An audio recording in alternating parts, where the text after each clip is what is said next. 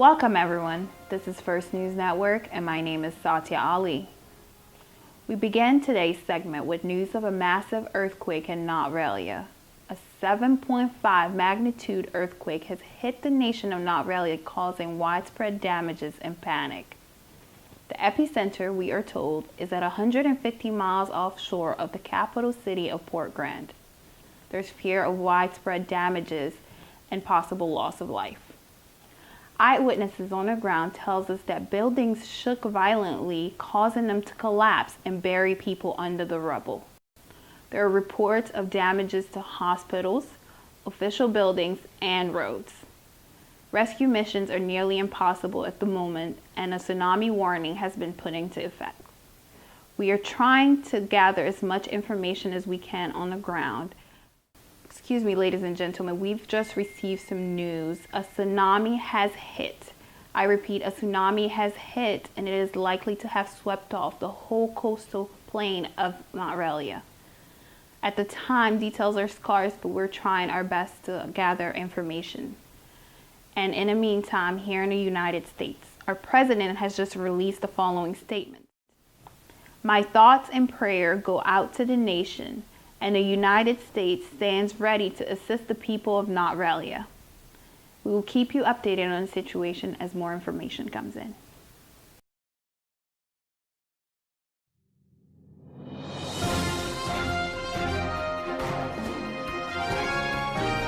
Welcome, this is First News Network and my name is Satya Ali. Yesterday we reported news on the massive earthquake in the nation of Notrealia. A 7.5 magnitude earthquake and a tsunami devastated Port Grand and the coastal areas of the country. Due to severe damages on official buildings, information is limited. However, we were able to obtain footages from local news outlet and people on the ground. The footage you are seeing shows the impact of the earthquake and tsunami that followed.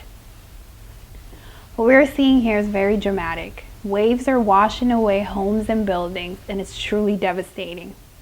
Reports on the impact vary, with some indicating approximately 7,500 people were killed, more than 15,000 injured, and tens of thousands displaced. Others claim 16,000 dead, 12,000 injured, and 16,000 displaced. Contradiction in the reports are likely due to the lack of access to affected areas. Officials in affected areas are doing their best to respond. The president of Notrealia has declared a state of emergency and requested international assistance. Additional help is pouring in from international organizations including the United Nations and United States Agency for International Development's Office of U.S. Foreign Disaster Assistance.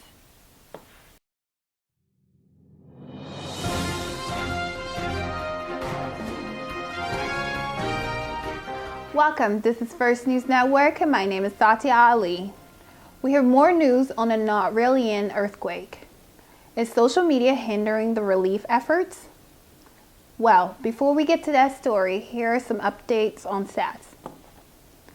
Death tolls continue to rise, and current statistics state that there are over 50,000 people dead, over 120,000 injured, and over 300,000 people displaced in the central province.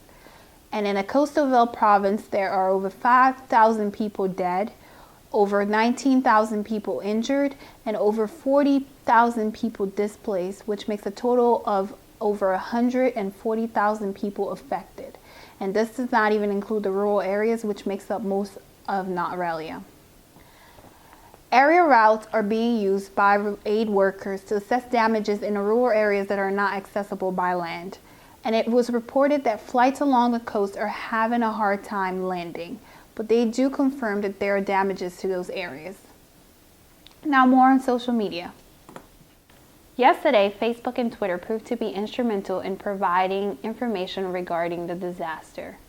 However, as the situation continues to grow, crowdsourcing from Facebook and Twitter can be misleading and unclear. For example, a tweet stating that there's something bigger coming following the earthquake, or Facebook posts such as aid agencies will only work in certain parts of the island are untrue. Officials are advising aid workers and the people of Notrealia to double check on their sources.